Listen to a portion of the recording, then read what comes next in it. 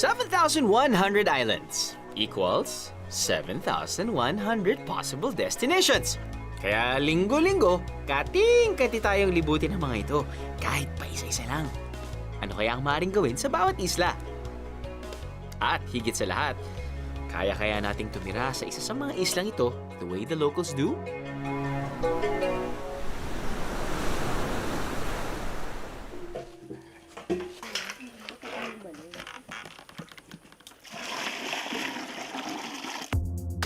Tonight, we will put our Viajero skills to the test as we explore Polillo Islands.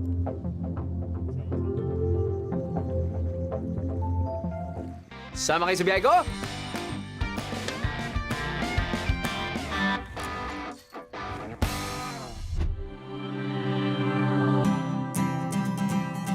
Welcome to Infanta Quezon, ang ating jump-off point patungo sa Polillo Group of Islands.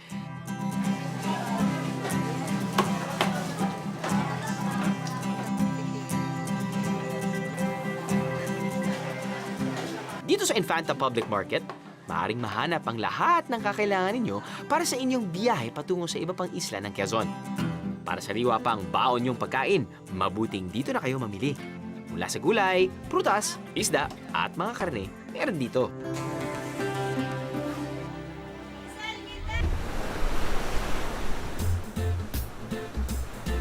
Dahil tabing dagat ang probinsya ng Quezon, karamihan daw ng mga tao sa probinsya ay mangingisda.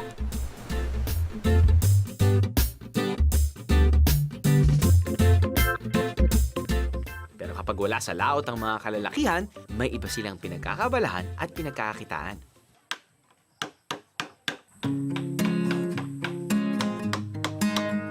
Sculpting o pag-uukit ang isa sa alternatibong kabuhayan ng mga mangingisda dito sa General Nakar.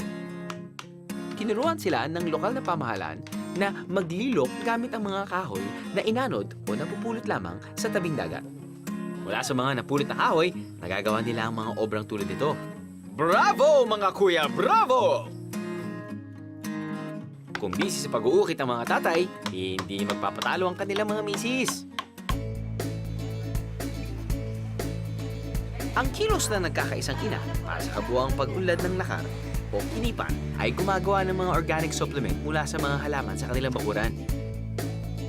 Tulad ng citronella, malunggay, o luyang dilaw granules na maaaring gawing juice. Mga palaman sa tinapay tulad ng Katmon jam. Mga concentrated drinks mula sa wild berries. At mga lamang dagat na ginawang chips. Oh, alam na, magandang pasalubong ang mga produktong ito ng gawa ng mga taga-Nakar. Very unique and healthy. Pwede ring baon sa paglilibot natin sa mga isla.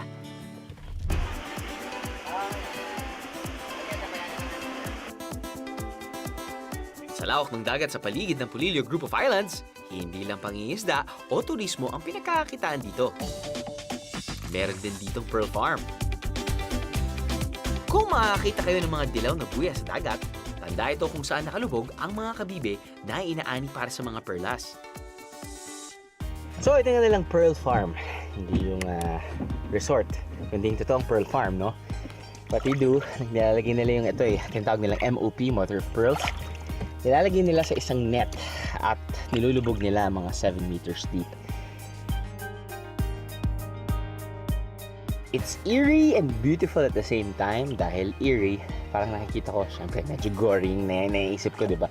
Pero naisip ko lang yung mga parang nakahang na patay na tao, nakaganyan, tapos nun sobrang clear yung tubig, walang current, tahimik dahil nag-free dive ka. But at the same time, it's beautiful dahil the calmness of the water and the color, deep blue, because it's really, really deep. So, one more? Okay.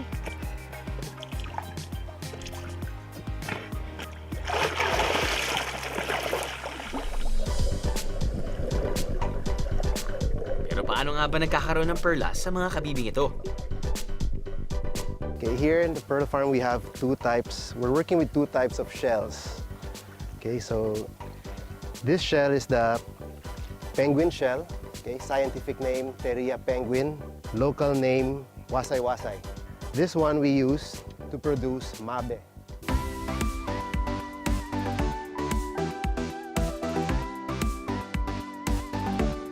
So the process in operating MABE is inserting a nucleus and sticking it to the walls. Okay, so cultivation is about 6 to 8 months, and the color of the pearl depends on the color of the shell. After inserting it, it goes back into the shells and out.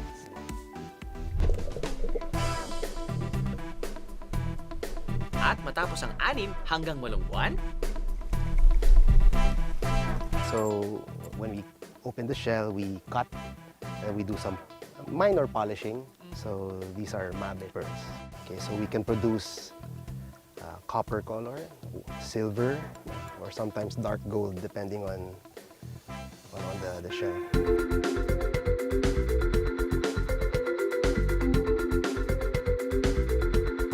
But our main product from this farm are the South Sea pearls.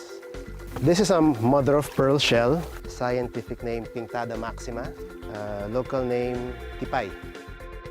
pero ang pagbuo raw ng tipay mula sa oyster ay mas mabusisi kaysa sa wasay-wasay.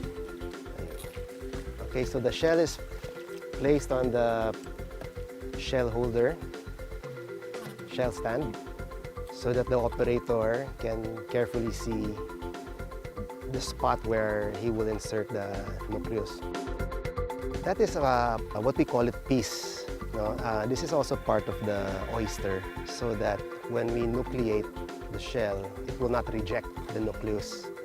The piece first, so that it won't be irritated, and then inserted with the nucleus. There's a certain area where we insert the nucleus. Ang parte ng oyster na pinutol kanina para pangbalot sa nucleus ay kinukuha dito sa mantel. Tapos nilalagay ito kasama ang nucleus sa pearl sac. So after that, the operated shell is back in the net and back in the hands.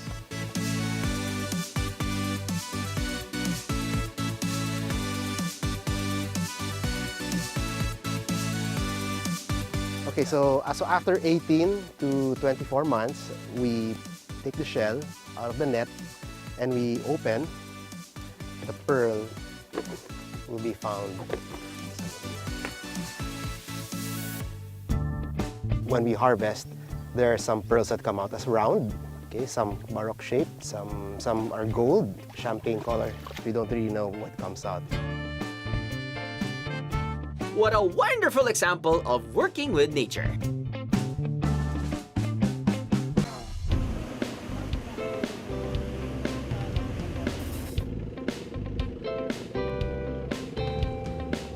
Matapos ang isang oras na boat ride, narating na rin namin ang Pulong Kukok.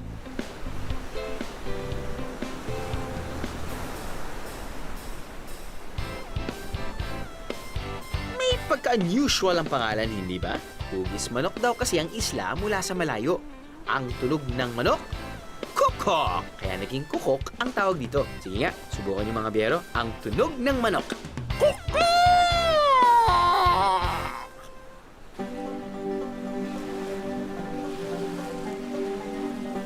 Ang White Sand Island na to ay may isang malaking rock formation. Depende kung low o high tide. Maring lumaki o lumiit pa ang bahaging nakikita sa islang ito. Ang rock formation ito ay nagsisilbi ring tahanan ng mga ilang ahas. Ba't hindi nyo sinabi sa akin? Asa na ba ang mga pagkain? Kain na tayo guys, please. Nanay, nagtanong ako dun sa kanto. Sabi nila, dito ko lang daw ako makakain ng masarap na pagkain. Opo.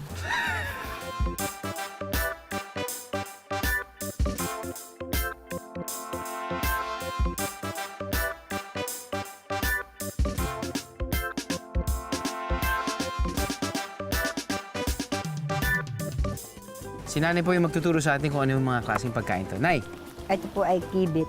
Siya ay nalaki sa bato. Nalaki sa bato? Nakakapit siya sa bato. Kaya tinawag na kibit, di kukunin mo na po. Opo. Pag nakaandam, hindi mo na makukuha. Matigas na sa pagkakapit. ano yung sabihin na andam? Pag naka-ready siya, hindi mo na makukuha. Kumapit na siya sa bato. Kaya So kailangan hindi niya alam na papunta ka na doon. So dapat hindi matibay ang pagkapit para makuha mo. hindi siya makaka-ready sana. Parang inadobo po to. Ano po ba to? Ang kibit po ay kaldereta. Aya. Tapos ang hotdog.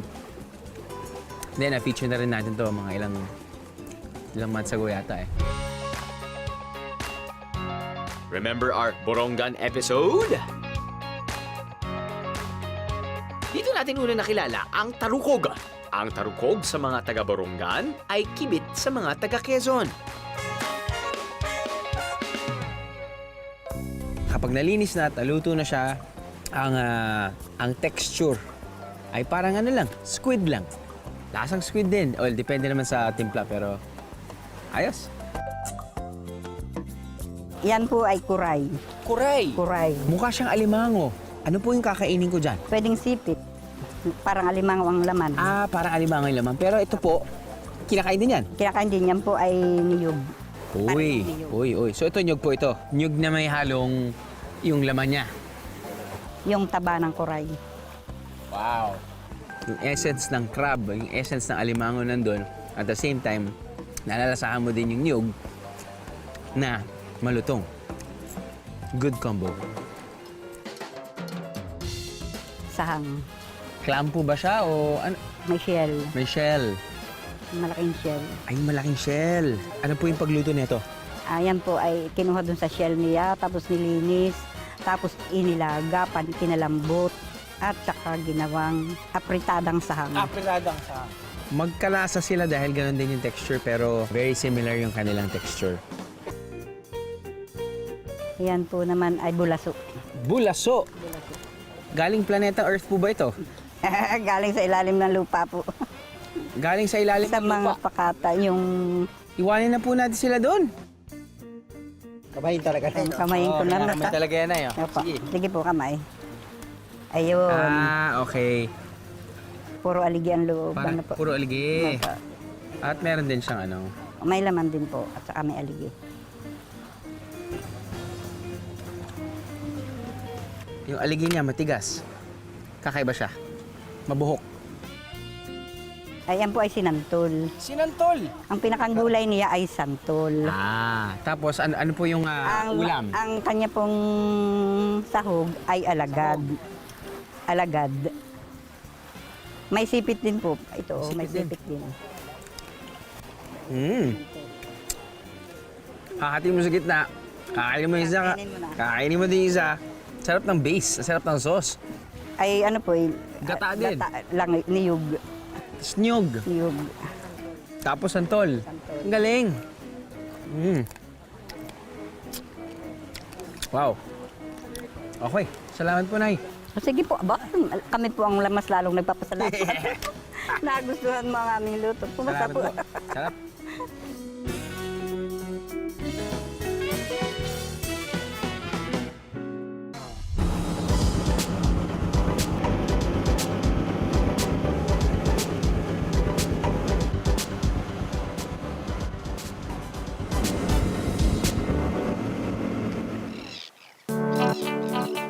Ito ang Kabalu Sandbar, kung saan tumatambay ang ilang migratory birds tulad ng mga Chinese egret. Hindi nila inang kinapulo na to. Bumibisita lang sila, promise.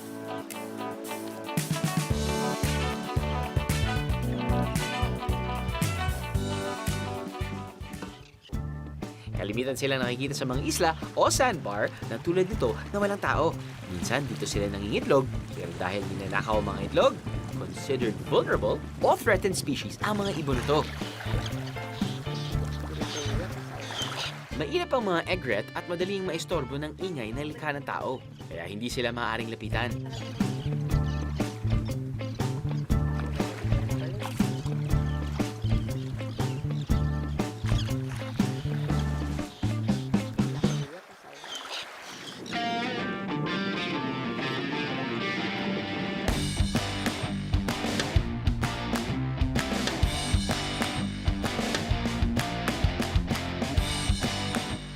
Sa lawak ng dagat na binabaybay natin, sigurong kating-kati na kayong lumangoy tulad ko.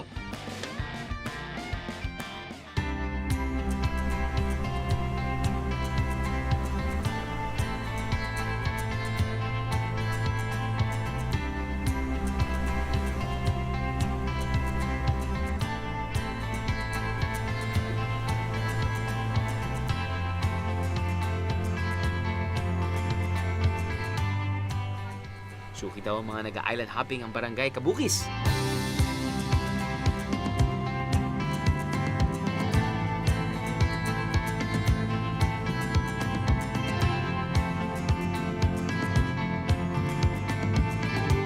Kaya maganda ang tanawin sa kanilang dalampasigan.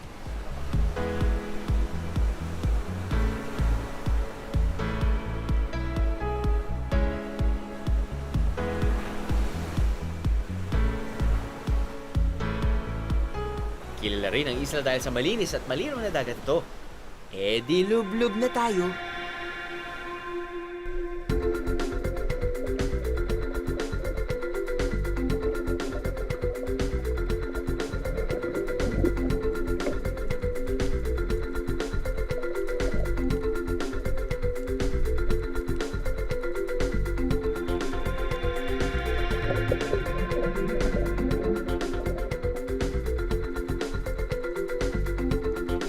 Malamig na tubig, malinaw na dagat.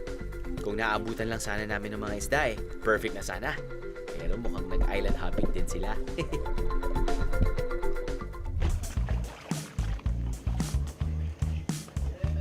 Break muna tayo sa dagat para makapag-caving sa isla Puting Bato.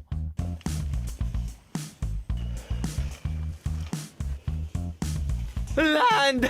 Oh, land!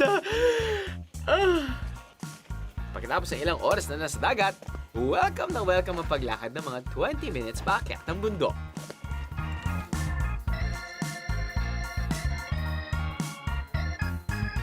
Sa pagdating sa itaas, papasok naman sa isang kuweba na pababa ang direksyon. Nalito na ba kayo? Basta't sama na lang kayo sa biyahe ko.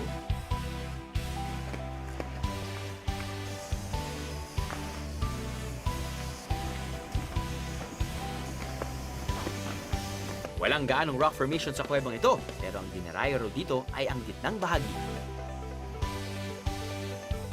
Dito kasi nagtitipon ng mga kamag-anak ni Batman. Sa gitna, may butas kung saan may liwanag na pumapasok.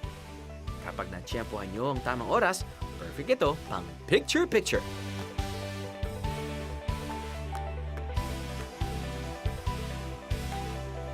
Let's just use our imagination.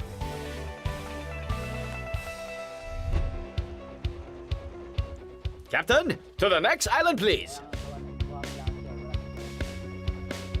Feel na feel ko ang pagiging Magellan, discovering all these islands. Ang na-discover ko rin mas masaya palang sumakay sa ibabaw ng speedboat. Oh, warning lang mga biyero. Siguraduhin alam ng mga kasama nyo kung saan kayo nakapwesto bago umandar ang speedboat. As always, mag-ingat sa inyong mga biyahe.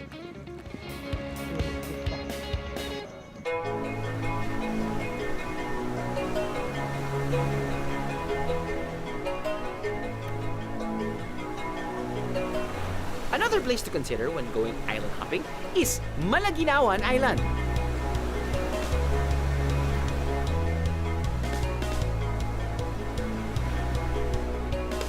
Halos 3 oras kami bumiyahe para marating ang islang ito gamit ang speedboat. Walang kuryente sa 40-hectare island na to, pero may mangilan-ngilang pamilyang naninirahan dito. Ordinary, right? Pero kung lalakad kayo ng konti sa kabilang gilid, may surprise ang naghihintay sa'yo.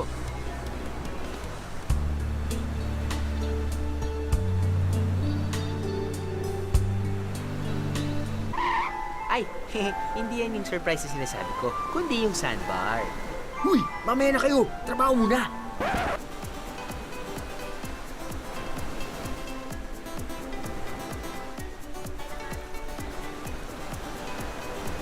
Importanteng alamin nyo ang tamang oras sa pagbisita sa mga sandbar. Dahil malate lang kayo ng konti, ay baka wala na kayong maabutan. At mag-ingat din dahil hindi lahat ng gilid papuntang sandbar ay mababaw. Huwag masyadong excited lumapit dito. Tingnan mo ng mabuti ang daraanan at baka bigla na lang kayong mag-disappear.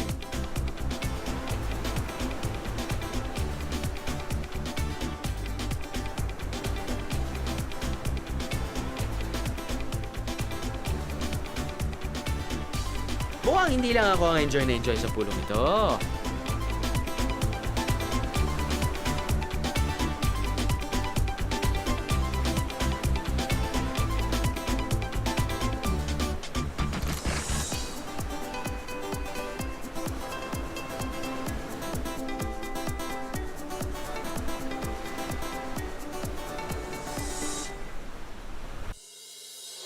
Gabi na nang dumating kami sa Anilon Island, isang isla na pagmamayari ng Pacific Coast cities na humamon sa aming mag-survivor style na accommodation for one day. Well, challenge accepted! First task, magtayo ng tent. Basically, pag bago ka mag-pitch ng tent, make sure tingnan mo yung ground kung free ba siya sa mga bato or anything na prud dun sa ground. As much as possible, gusto mo walang buko-buko, flat na flat. Flat na flat. So this is a good spot. Yes. Okay. So, for pitching the tent,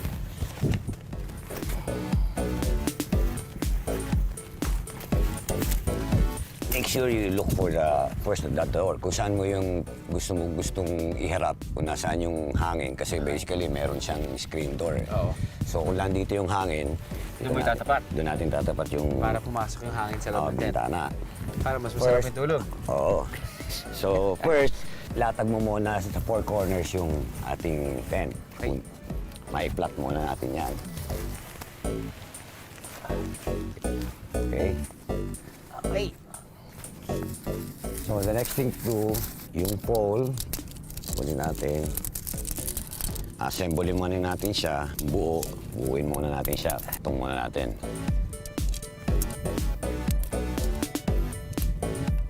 Now, look for the hole dito sa side nito. Dito sa side na to. Ito yung pinaka-hole niya. So, insert mo yung pole.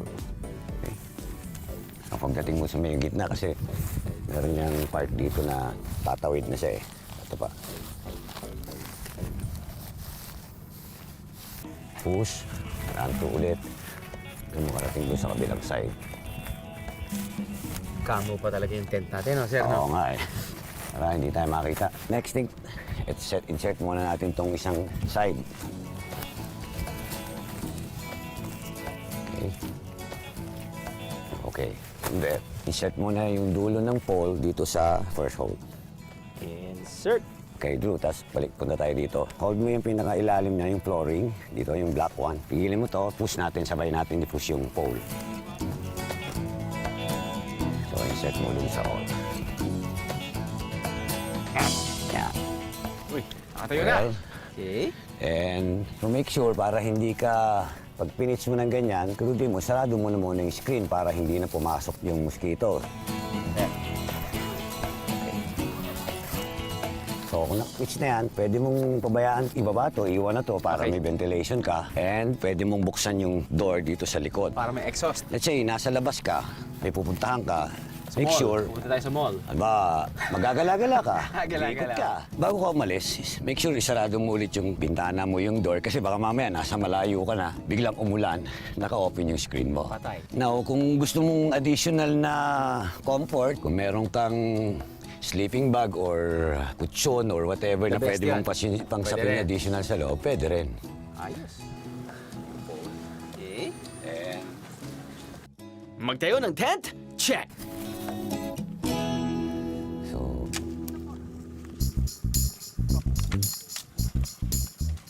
Second task, gumawa ng bonfire bilang ilaw at proteksyon na rin mula sa mga hayop sa isla. ang parami kasing klase ng bonfire eh. Okay. Dahil depende sa area, sa venue, sa lugar. Meron kasing tinatawag silang criss-cross. Ito yung nakaganon. Parang yung kalimitan ginagamit sa pag nagbibilad ng kahoy sa probinsya. Oo. Diba? Criss-cross. Anong logic nun? Pass through yung hangin kung hindi naman siya malikot yung hangin. So, within through and through lang. Sa ibang lugar kasi, dahil sa Indian area, tipi na tinatay nila na nakaganyan. Kasi kaya ganun ang tsura niya dahil umiikot yung hangin. Di malaman kung saan pupunta. Punta rito, minsan lang dito yung hangin. Basically, nakukulob siya, hindi siya biglang papasok dito. Doon lang, nakokontrol lang, iikot lang yung hangin doon. So, yung gagawin natin, since ito lang yung pile natin at lang dito sa tabi ng dagat, most likely gagawin na natin is tipi na rin. Pero tipi na kung ano lang yung available. Copy. Yung mga maliliit na bagay. Yung muna, kahoy or ano. Ito muna yung pag-umpisa mo ng... Para lang mag-catch siya ng bird.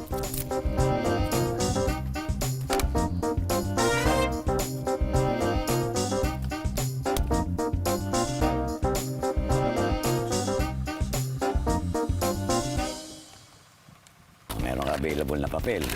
And of course, Since available naman lahat ng lighter, ito na yung lighter natin. Ayun, sakto. Hindi na. Ako, baka magliyab ito. Baka kailangan niya lang po ng gas. Ako mamamatay. Yan, so meron tayong maliit. At kapag steady na ang apoy, Lang tayong dandag, yung palaki na ng palaki yung pinaka-panggatong natin. Ito na yung fuel na sinasabi natin, yung final ano niya. At least na nasimulan na natin. Oo. done! Bilang reward, nagluto na sila ng aming hapunan. Kaya, kakain na lang. Alright!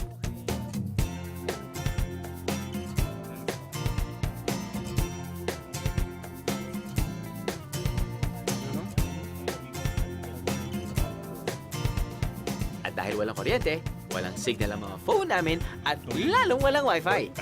Tulog na lang katapat ito. Good night, biyeros! Momo chup chup!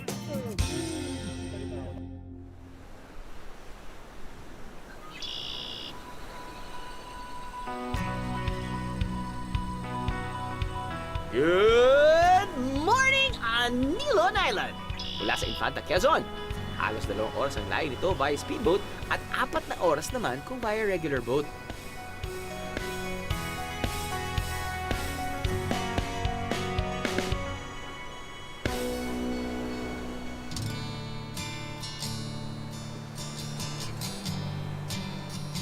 Kukunti lang ang nakatira dito sa isla, ang mga tagabantay at pamilya lang nila. Walang kuryente at malayo sa bayan, kaya okay na spot kung gusto mong mapag-isa. And mag-disconnect from the real world. Drama-rama sa isla. Karamihan sa nakatira dito ay mga isda. Dahil papalaot lang sila, ay may mahuhuli na agad.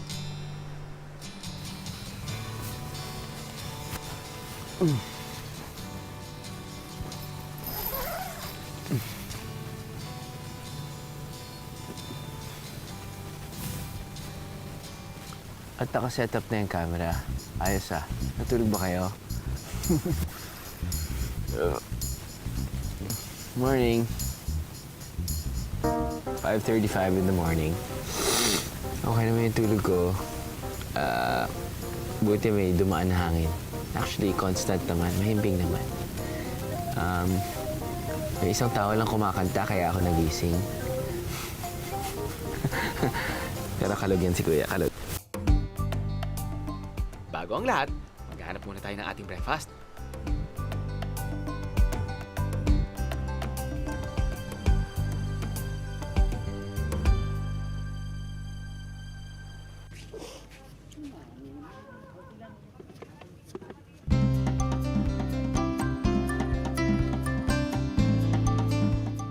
Sumakay ako sa bangka nila Mang June para silipin ang huli nila kaninang madaling araw.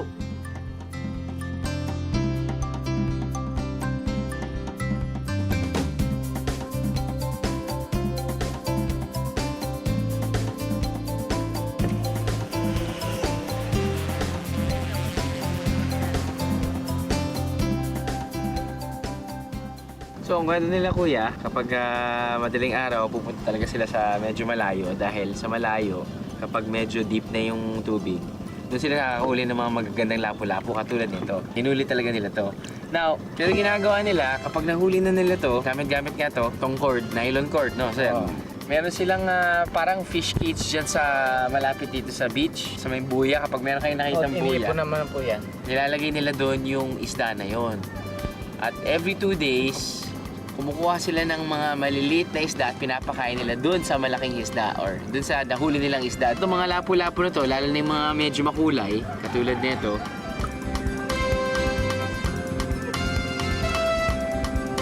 Napakaganda ng kulay. Ito yung mga mamahalin sa Manila kapag nabenta. Magkano ito na mabibenta kapag medyo, 1 kilo? Maabot ang 3,000 daw. At kapag lumaki na talaga ng maganda, doon nila ibebenta na mas mahal sa Manila. Approve!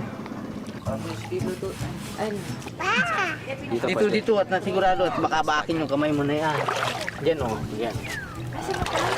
Pure-puresahan mo lang na konti at mag-ibat. Ang bigat, anak ng tinapa, ang bigat! Ilang kilo to? Mga 6 kilo.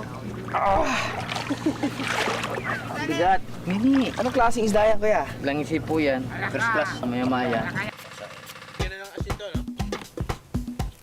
Buti na lang, may tira sila kuya sa huli nila, kaya yun na lang ang binili namin. Iluto na yan habang sariwa! Microwave, please.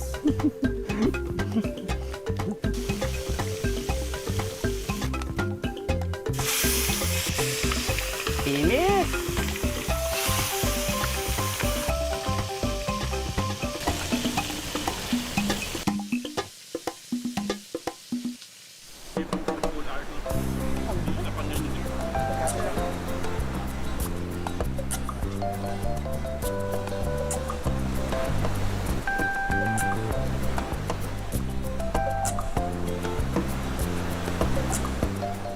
Then, enjoy your breakfast sa tabi ng dagat with the morning sun.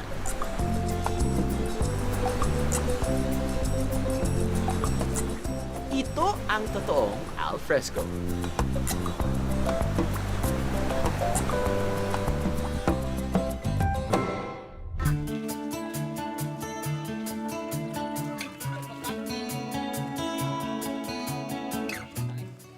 Let's freshen up, guys. Island lifestyle.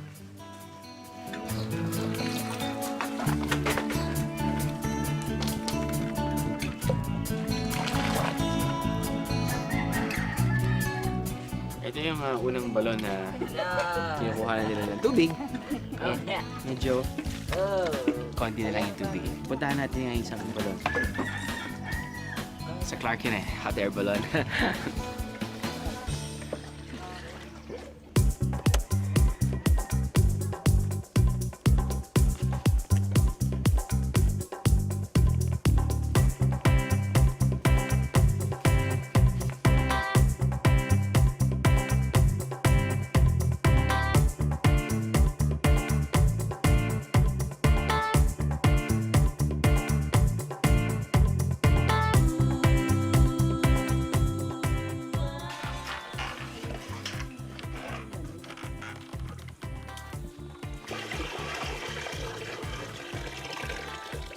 Sa isla tayo kung saan walang kuryente. Sa isla tayo kung saan walang banyo na may water faucets and stuff. Kaya nga gumagamit tayo ng balon para actually matago nila yung malinis na tubig. Papakuluan nila, inumin nila, or pampaligo, which is yun yung ginagawa natin in this case. Now, may tubig poso dyan. Higib lang yan actually. Pwede dito maligo, pwede rin kayo dito maligo. Pero kung gusto nyo ng konting privacy, meron din naman maliliguan sa loob. Medyo covered. So, kapag medyo mahiyain kayo, sa gabi kayo maligo. Walang ilaw. Yes. Make love in the banyo.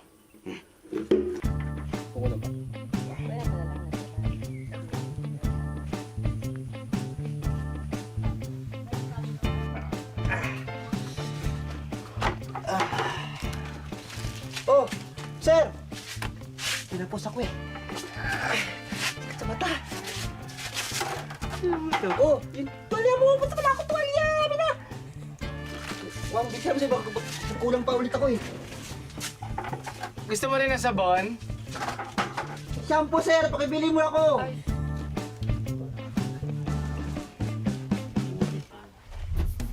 Para sa mga di handang mag-camping, may maliit na bahay dito na pwedeng upahan. Good for 3 to 4 biyeros. 500 pesos a night lang ang bayad. Pwede na.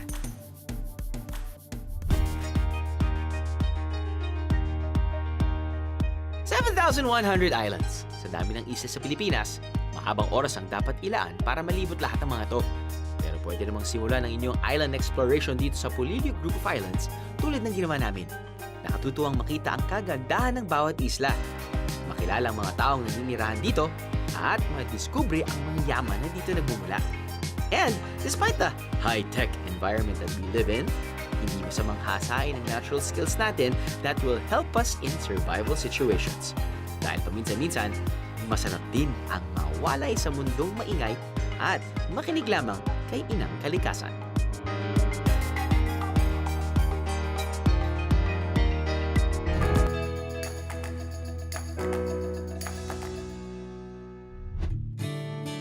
Chill lang tayo dito. Relax lang.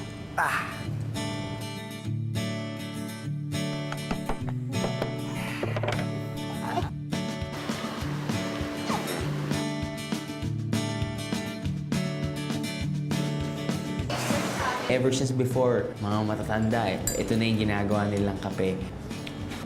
Uy. Welcome to the corn capital of the Philippines. Ano? Sama ka sa biyahe ko? Mga biyahero, did you miss an episode? Or should I say, bitin pa ba kayo sa episode na yun? Don't you worry. Just click on this, subscribe to our YouTube channel, and then you have exclusive access sa lahat ng mga videos na nakikita nyo dyan sa baba. Plus, meron pa kami mga shorties. Dahil kung bitin talaga kayo sa normal episodes namin, meron kaming online exclusive shorties or videos na siguradong ma-enjoy nyo. Ayos na? Subscribe na dito. Just click. Click! Huwag nyo na akong i-pinch. Just click.